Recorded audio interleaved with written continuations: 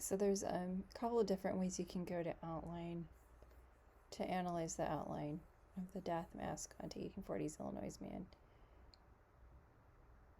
And you do see that he's lost quite a bit of hair. There's some distortion in this photograph because it's my own photography, and I had to be kind of close because I'm a little bit shorter, and just how things are situated in the church history department.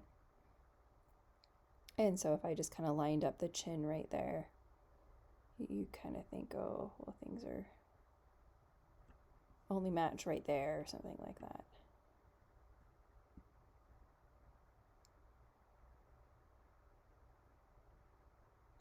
But I find it really interesting if you just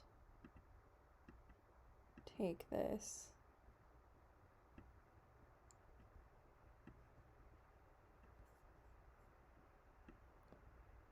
and just enlarge it slightly, where the dimensions really are about the same,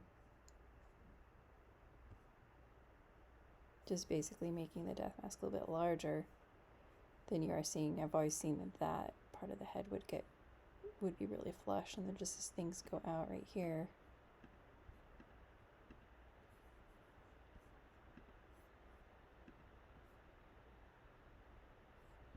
Where the chin hits and the hairline, it actually matches really well. And so as far as lighting, where the camera angles are, I mean, there are issues. You know, if I had unlimited access to the death mask, that would have been really amazing, but I didn't. Someone did let me, said I could stand on a bench, but it was nailed down, so I couldn't.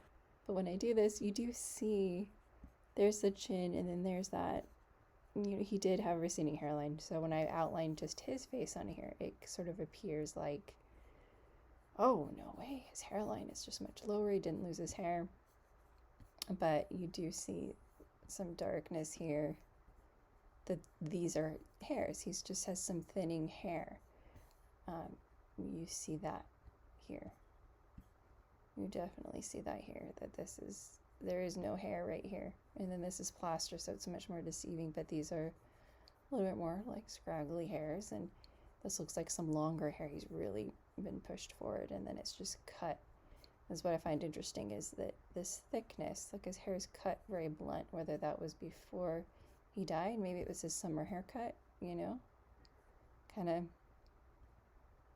You have some famous women's paintings of the 1500s where they would just shave their forehead farther back or cut it, or it was okay to kind of, but you see that thickness. It looks like his hair is cut very blunt right here, and that's thick.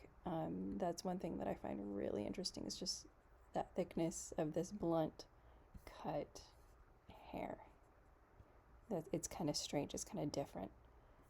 In all the artwork, it looks like his hair is coming forward and he pops it up. So this video is also kind of like the hair, and it's a point of contention, because men think the forward-facing painting is just the most accurate painting of him, but Maudsley's artwork shows a totally different story than this unknown artistic forward-facing. We don't know who the artist is, but we know Maudsley did Maudsley's work. Joseph Smith lost quite a bit of his hair, so there's the story of, there's that outline. I just expanded it a little bit, and I think with distortion, I think if I had my own artwork that was farther away, it would be easier to kind of do that overlay. But anyway, that's the outline.